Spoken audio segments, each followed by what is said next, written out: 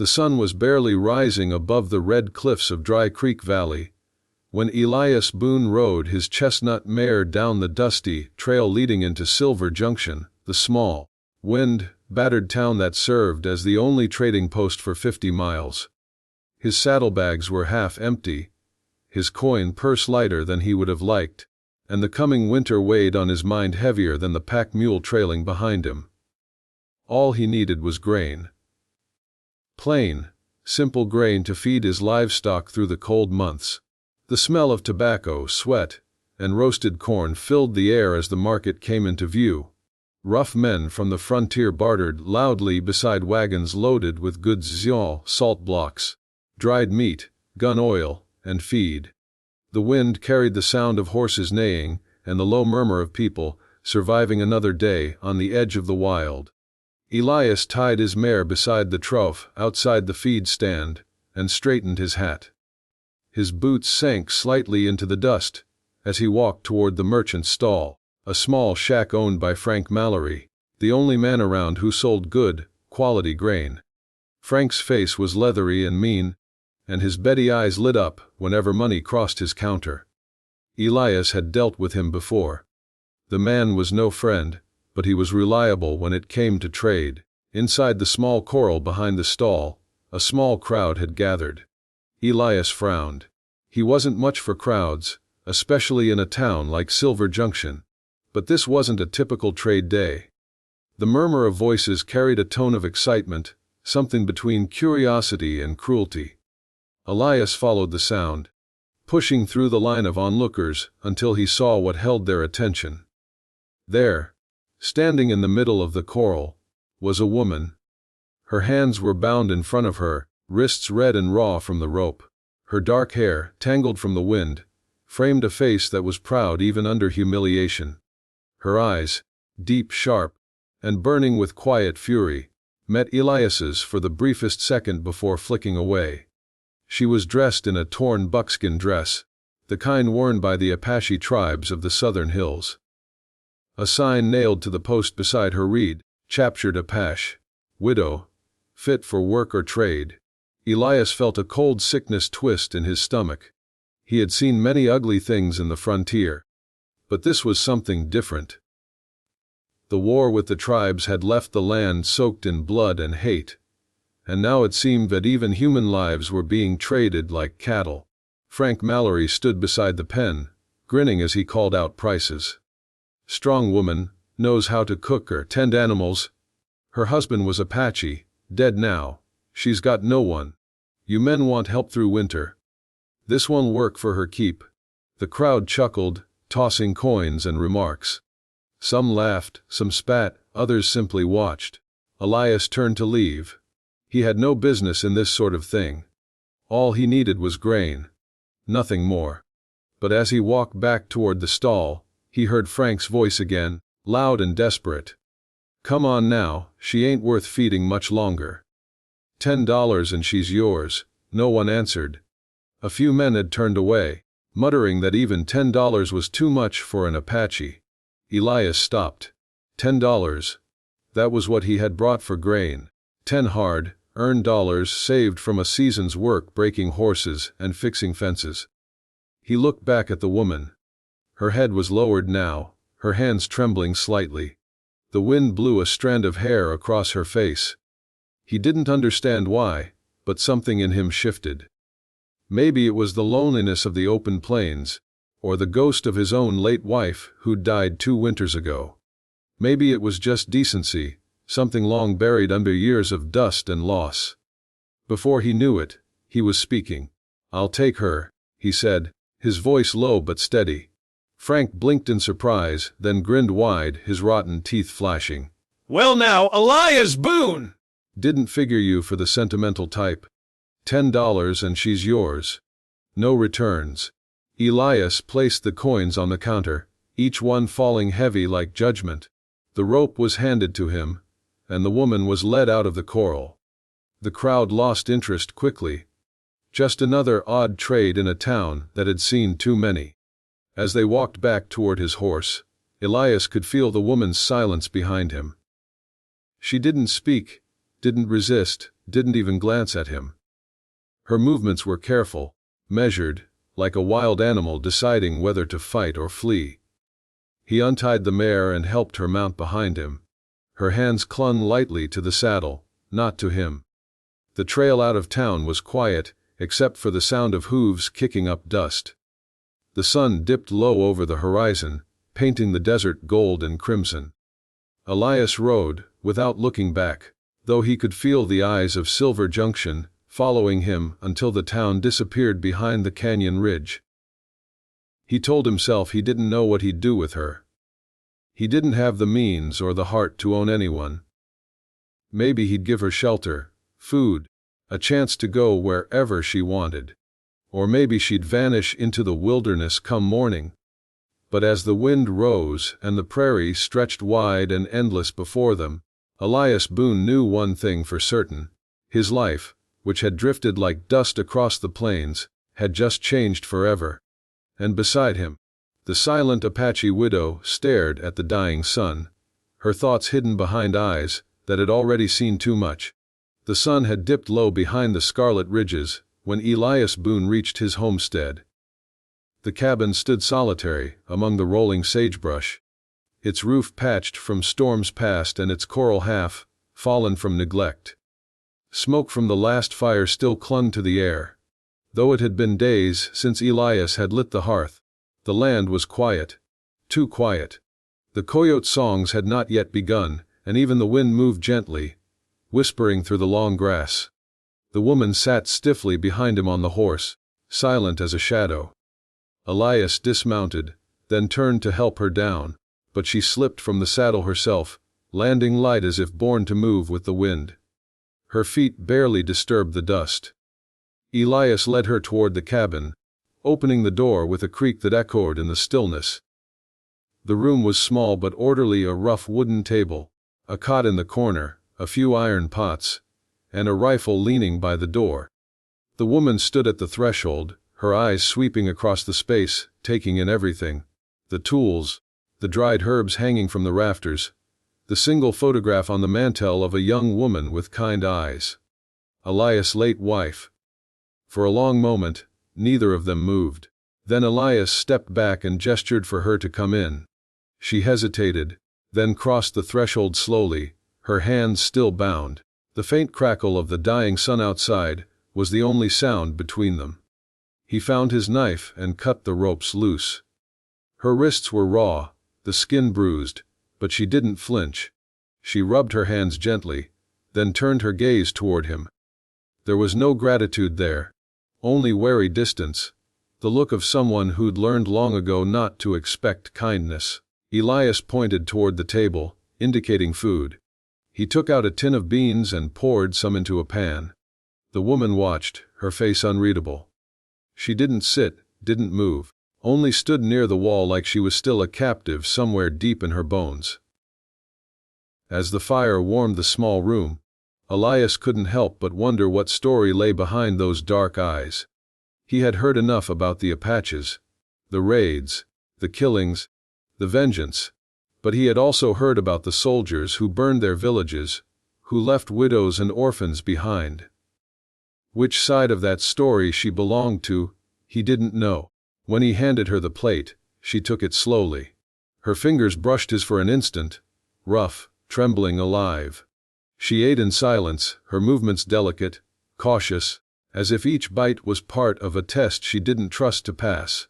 Elias sat opposite her, the fire flickering between them, and for a while, there was only the rhythm of spoons against tin and the hum of the wind beyond the walls. That night, she didn't sleep inside. He found her later, sitting on the porch beneath the stars, wrapped in the old blanket he'd left near the fire. The horse stood tethered nearby, its head bowed, the prairie stretching endless into the dark. Elias watched her from the doorway. Something about her presence unsettled him. Not fear, not anger, but something older. It was the weight of another life forced into his, a reminder that kindness came with consequences in the West. The days that followed were quiet, but not peaceful. The woman, he still didn't know her name, moved through the cabin like a ghost. She cleaned, tended the fire, fetched water from the well. She did everything without being asked, yet never once looked him in the eye. When Elias tried to speak, she said nothing, not even a whisper. It was on the third day that he noticed the marks on her shoulders, thin scars that ran like faded threads beneath her collarbone, the kind made by whips or ropes. He looked away, ashamed to have seen. She noticed his glance and turned her back, her posture tightening like a drawn bowstring. Each morning, Elias rode out to mend fences or check traps, and when he returned, he'd find small signs that she'd worked while he was gone. The floor swept. The broken latch fixed. Water drawn and left in the trough for the horses. She spoke through actions, not words, and slowly, the cabin began to feel less empty. But one evening, as the first storm of the season rolled in from the mountains, everything changed. The wind came fast, rattling the windows, bringing dust and cold with it. Elias gathered his tools and secured the animals in the barn. When he returned, he found her standing by the door, staring out into the storm. Lightning flashed across the plains, illuminating her face. For the first time, Elias saw something there, not fear, but memory, the kind that carved itself into the soul and never healed. As thunder rolled, she moved toward the hearth and pressed her hands to the flames, as though grounding herself. Elias stood still, unsure whether to speak or stay silent. The air felt heavy, alive with something unsaid. Then, just as quickly as the storm had begun, she turned away and went to the corner where she slept, curling up beneath the blanket. That night, Elias couldn't rest. The storm battered the roof, and in the flicker of lightning, he kept seeing her face. Proud, wounded, unbroken. He thought of the sign at the market, "Captured Apache. Widow. Fit for work or trade." He wondered who she had been before that sign, whose wife, whose grief she carried. When dawn came, the world was washed clean. The earth smelled of rain, and the air was cool. Elias stepped outside to find her already awake, tending to the horse. She moved with quiet purpose, her hair damp, her hands steady. For the first time, when she turned and saw him, she didn't look away. In her eyes, he saw the faintest flicker of something. Recognition, maybe even trust. It wasn't much, but in a land where people rarely found more than loss, it was enough. That morning, as the sun rose over the soaked plains, Elias realized something. He hadn't bought a servant. He hadn't rescued a prisoner. He had brought home a storm. And storms, once they arrive, never leave unchanged. The morning after the storm was silent. The prairie shimmered under a pale gold sky, and every leaf, every blade of grass, was washed clean by the rain. Elias Boone stepped out of the cabin to find the woman already awake, kneeling beside the trough, as she washed the mud from her hands. The faint smell of damp earth hung between them. In the days that followed, the rhythm of life on the Boone homestead began to change. Where once there had been emptiness, there was now the quiet presence of the Apache woman. She moved through the cabin with steady grace, feeding the chickens, mending the broken fences, tending to the hearth. She never spoke, yet her silence was no longer the silence of fear. It was the silence of someone rebuilding the fragments of her world, piece by fragile piece. Elias began to notice small traces of her influence around the place. The firewood was stacked with more care than he'd ever bothered to give it. The tools he left scattered near the barn were now arranged neatly on the wall. Even the garden, half dead from neglect, had been cleared and replanted with the seeds she'd found in a forgotten sack by the shed. The woman did not wait for permission. She simply brought life where there had been decay. And yet, with every quiet act of renewal, there remained something distant about her. At night, when the wind whispered across the plains, Elias would sometimes see her sitting outside, looking toward the dark horizon as if waiting for someone, or something, that would never return. There was a heaviness in her stillness, a grief too deep for words. Elias tried to focus on his work, convincing himself that what bound them was simple circumstance, a trade made in a cruel world. but he could feel the line between ownership and companionship fading with each passing day.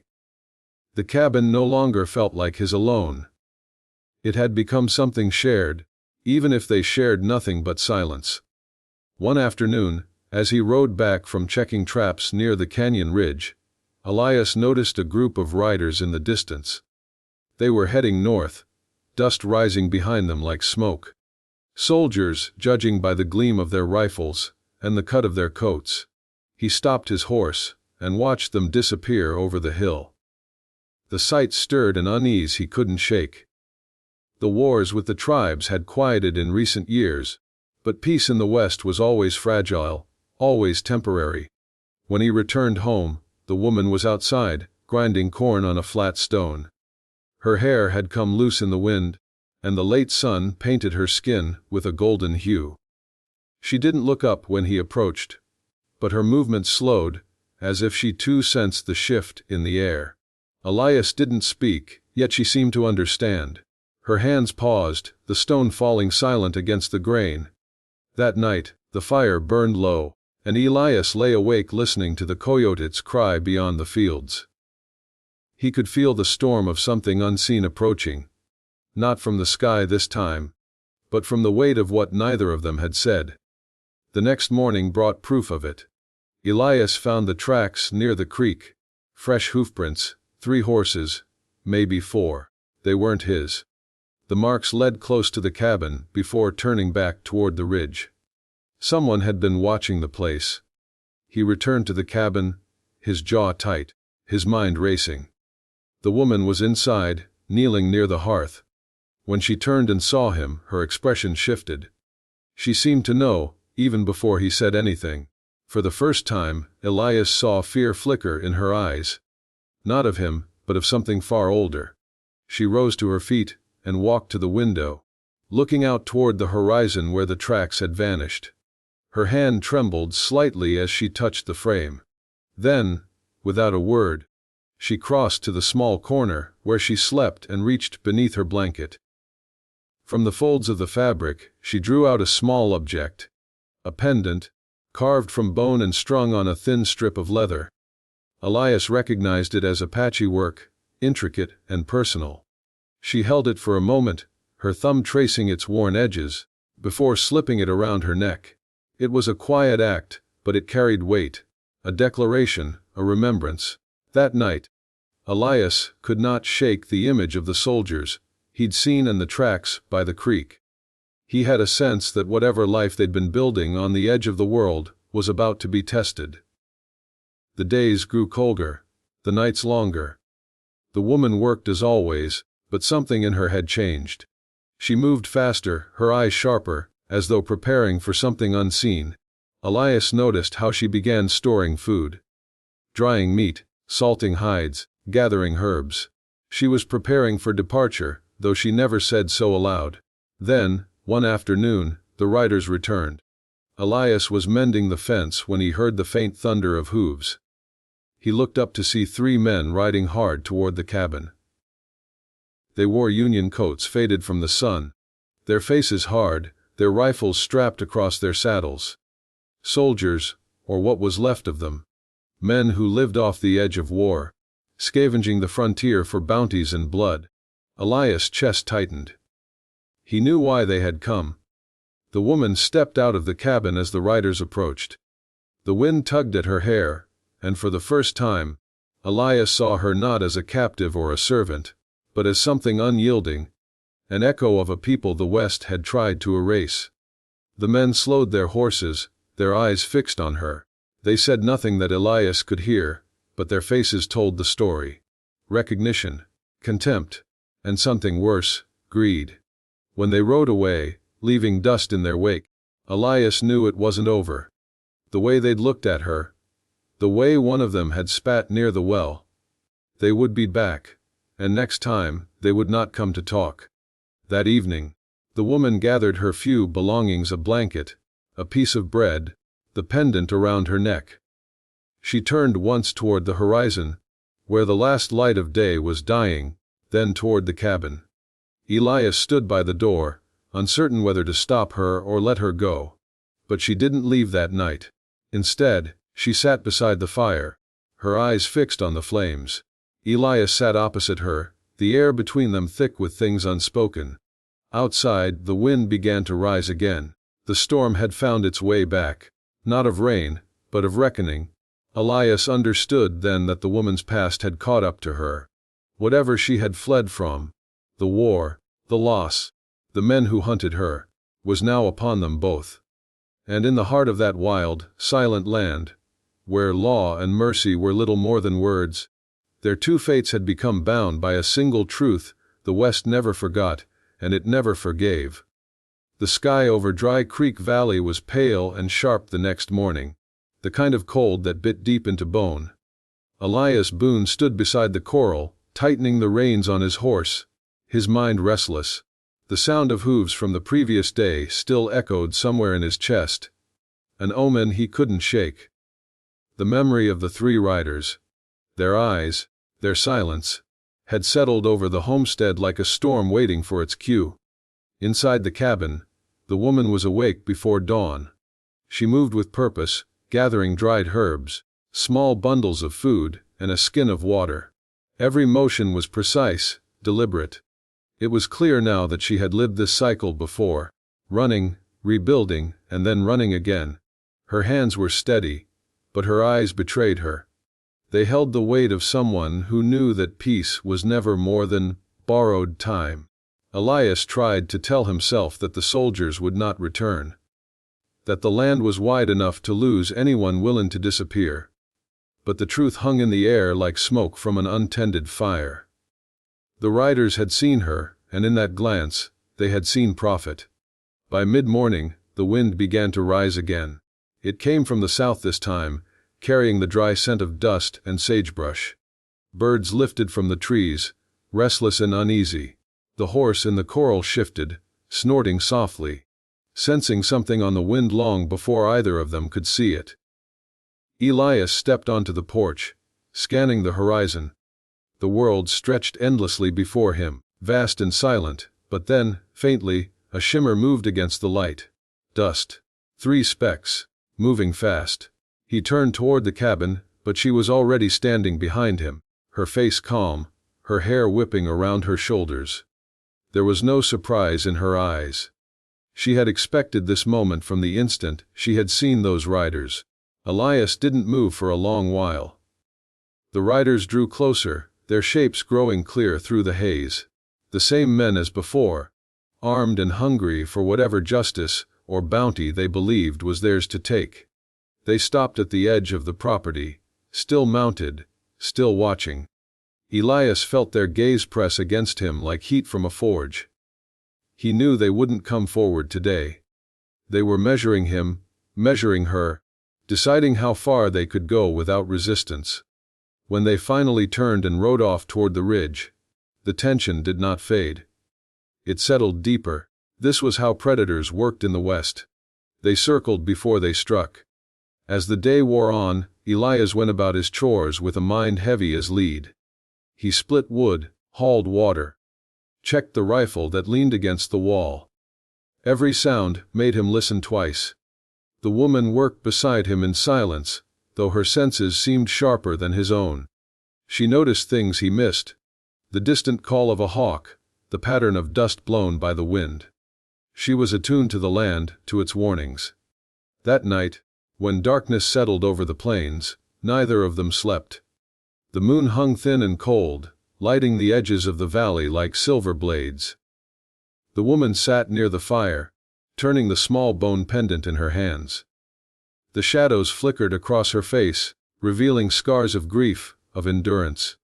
She had survived men like those riders before. She knew what they brought with them. Elias sat by the window, his rifle across his knees, listening to the wind. Somewhere out there, beyond the reach of firelight, he thought he heard the faint clink of bridles, the low murmur of voices. But when he looked out, the land was empty. Only the prairie, still and endless. The next morning brought a thin mist that clung to the earth. The air was damp, muffling every sound. Elias stepped outside and saw the tracks. Fresh hoofprints again, cutting through the wet soil near the creek.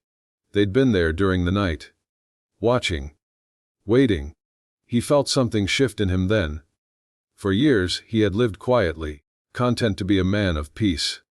But now his home was no longer just his. It was hers too, and with her had come the weight of her past. He could not turn away from it. Not now. He set to work fortifying the cabin. The windows were reinforced with planks. The doors were braced with heavy beams. The old rifle, once a relic of the war, was cleaned and oiled. The woman helped him silently, her hands steady as she passed him nails and wood. Their unspoken partnership hardened into something fierce. Two lives bound not by choice, but by necessity. As twilight deepened, the sound came again, the slow, deliberate beat of hooves in the distance. This time there were more of them. Not 3. Perhaps 5. Maybe 6. Elias and the woman exchanged a look. No words passed between them. None were needed. The riders appeared over the ridge as the last light of day burned away. They rode in a loose line, their shapes dark against the blood-red sky. Their leader, tall and gaunt, wore a tattered blue coat that hung open to reveal a holstered revolver. Behind him rode men with eyes like vultures, faces carved by hunger and greed. They didn't stop at the boundary this time. They came closer.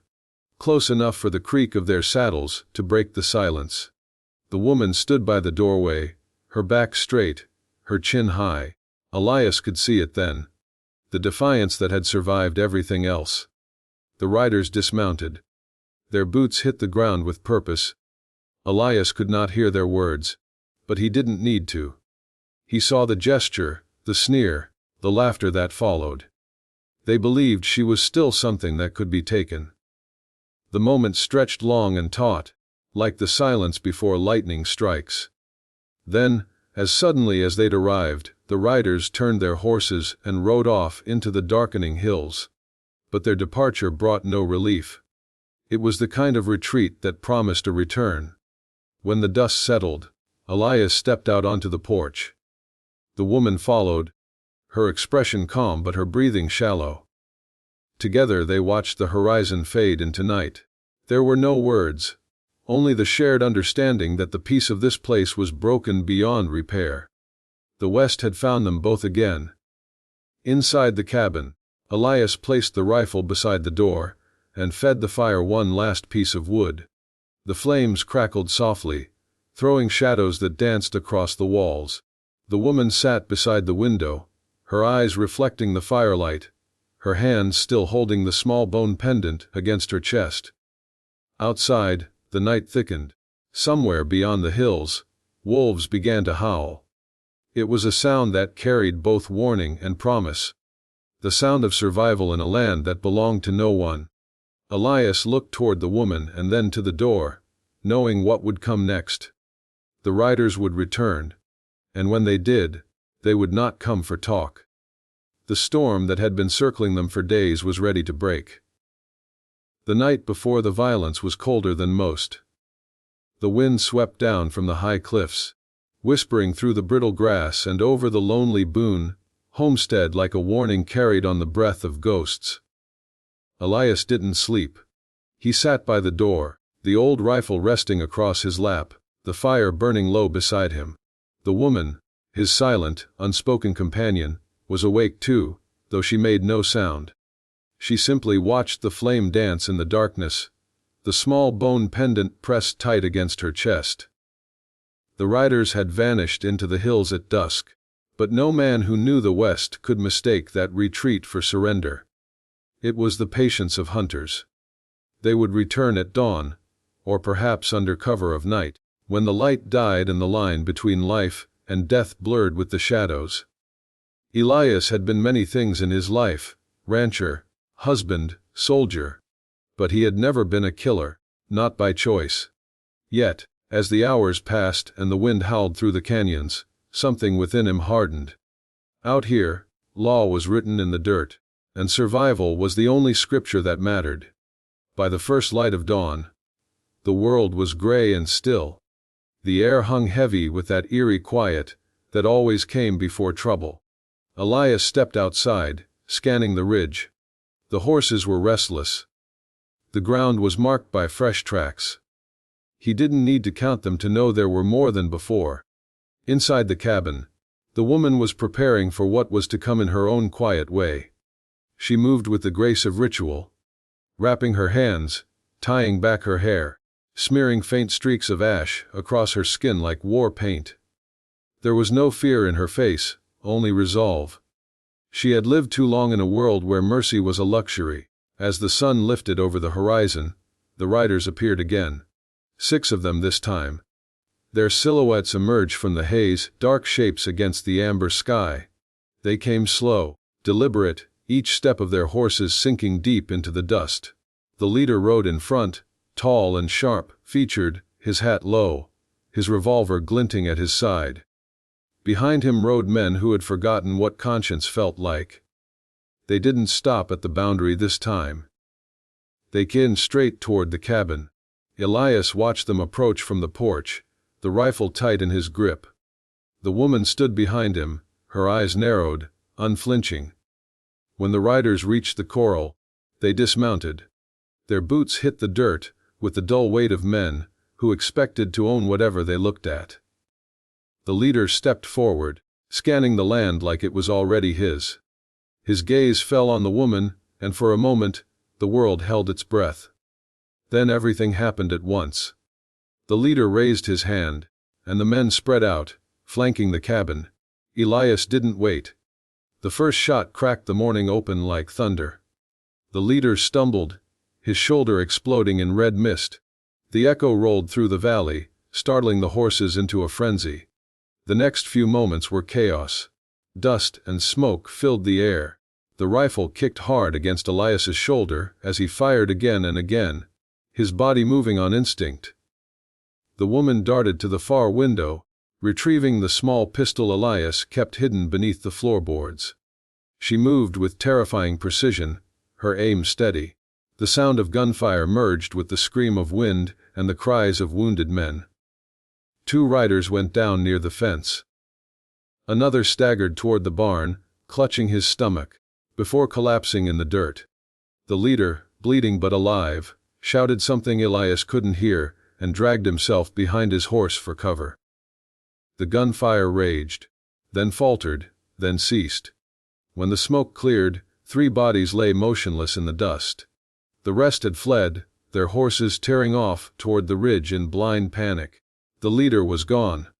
Elias stood on the porch, chest heaving, the rifle still hot in his hands. The smell of gunpowder mixed with the sharp scent of iron and blood. He turned toward the woman. Her face was streaked with dirt, her hair tangled, but her eyes burned with quiet fire. The silence that followed was heavier than the fight itself. Only the wind dared move between them, carrying away the echoes of what had just been done. Elias looked out over the land, now scarred and blood-stained. He knew the fight wasn't over. The men who had escaped would not forgive this. They would return, and when they did, they'd bring more. As the sun climbed higher, Elias and the woman worked in grim silence. They buried the dead near the edge of the property, unmarked graves for unworthy men. The act was not mercy, it was necessity. The earth of the West had swallowed countless souls before them, and it would swallow countless more. By afternoon, the cabin stood quiet again, though peace was a fragile illusion. Elias tended to his wounds in the fading light. The woman washed her hands in the basin, her movements slow, deliberate, almost ritualistic. She had seen death before. It did not haunt her, it simply lived beside her. That evening, she stepped outside and stood at the edge of the field. The horizon was painted in streaks of crimson and gold. She lifted her face to the wind, the pendant at her neck catching the last of the sunlight. In that moment, Elias realized something profound. She did not fear death because she had already made her peace with it long ago. What she feared was being hunted forever, never belonging, never resting. He understood that feeling all too well. The night came quietly, as though the land itself was holding its breath. The fire inside the cabin burned low, casting long shadows that flickered across the walls. Elias sat near the door, the rifle still within reach. The woman rested against the far wall, her eyes half closed, her face softened by the dim light. Neither spoke. Words were useless now. They had crossed a line that could not be uncrossed. Outside, the wolves howled again, their cries echoing across the vast emptiness. It was a song of survival, wild and mournful. Elias listened, knowing it was not just a sound but a reminder that in the West, life and death were neighbors separated by nothing more than a breath. Somewhere beyond the ridge, the survivors of the attack would be nursing their wounds, whispering their vengeance into the cold night air. They would come again, stronger, angrier, more desperate. Elias knew it, and so did she. The wind shifted, carrying the faint scent of smoke from the far hills. It wasn't from his fire. It was too far, too dark, too deliberate. It was the signal of men gathering again. The peace that had been bought in blood would not last. The next storm was already on its way. The morning broke with a strange quiet, the kind of silence that feels heavier than sound, as if the earth itself was holding its breath before something final. Elias Boone awoke before the sun, his body stiff, his wounds still raw. He sat by the dying embers of the fire, staring into the gray light creeping beneath the cabin door. Outside, the land waited, unmoved, indifferent. The prairie stretched endlessly, golden and merciless, while a thin line of smoke rose in the distance. A signal of men coming to finish what they started. He knew they would not stop this time. And he knew this land, his home, his refuge, would not survive another fight. But leaving wasn't simple. The cabin wasn't just wood and nails, it was the last piece of a life he once believed in. Every board, every star in the floor, carried a story. His wife's laughter once filled these rooms. Now it was only the wind that spoke, low and mournful through the cracks. The Apache woman stood outside, already watching the horizon. Her long dark hair was tied behind her, and the morning light glinted against the small pendant at her throat. The same charm she'd worn since the day he met her in the market. She seemed carved from stone, unshaken by fear or uncertainty. But there was a weight in her gaze that told of something deeper. Not defiance, not resignation, but understanding. She knew what was coming, and like him, she was done running. Elias began to pack what little they had left. A few bullets, some dried meat, a flask of water. He saddled the old mare with careful hands, his fingers trembling not from fear, but from memory. Every motion felt like the echo of something final. The closing of a book whose pages had long been written in dust and blood. By mid-morning, they were ready. The sky was a pale blue, the sun already high, burning through the thin mist that hugged the valley. The woman mounted silently, her eyes fixed on the northern ridge where the smoke grew thicker. Elias followed, turning once to look at the cabin. The place that had sheltered them, the place they had fought for, stood small and lonely against the endless plains. He didn't expect to see it again. They rode east, following the dry creek bed that wound through the valley like a scar across the land. The earth cracked beneath the horses' hooves. The air shimmered with heat. Ravens circled overhead, silent watchers of the West, patient witnesses to every rise and fall of man. For hours, they rode without a word. Only the wind and the rhythmic thud of hooves filled the silence. But both of them felt it. The presence behind them, closing in. The sound of distant riders, faint but certain. The men were coming. When the first shot echoed across the valley, Elias didn't flinch. He turned his head slightly and saw the dust cloud behind them. 6 riders at least, maybe more, their silhouettes sharp against the horizon. They were moving fast, hungry for revenge. Elias urged the horse forward, but he knew speed would not save them. There was no escaping this land, it swallowed those who tried. The only way out was through. They reached the mouth of Dry Creek Pass just before noon. A narrow canyon of red stone and jagged cliffs. The wind howled through it like a trapped spirit. It was there that Elias stopped. He looked back at the riders in the distance, still gaining ground. Then he looked ahead at the woman, her face calm, her eyes bright with the kind of fire that only comes from a life lived in defiance of death. He understood what had to be done. The pass was narrow, a place where one man could hold off 10, at least for a while. Elias dismounted and checked his rifle, his fingers steady now. The woman dismounted too, refusing to ride on. Her hand brushed his arm lightly, an unspoken vow. She would not leave. Not this time. The first of the riders appeared moments later, their horses kicking up clouds of dust. Gunfire erupted, shattering the stillness. The canyon filled with the roar of battle. Elias fired again and again, his rifle echoing through the rocks. Bullets sparked off stone. Dust rose in choking clouds, and the air grew thick with smoke. The Apache woman fought beside him, swift, silent, deadly, moving like a shadow between the rocks, her aim unerring. The attackers fell one by one, their bodies tumbling into the dirt. But for every man who fell, another came forward. The sound of their horses thundered through the canyon, like the heartbeat of vengeance.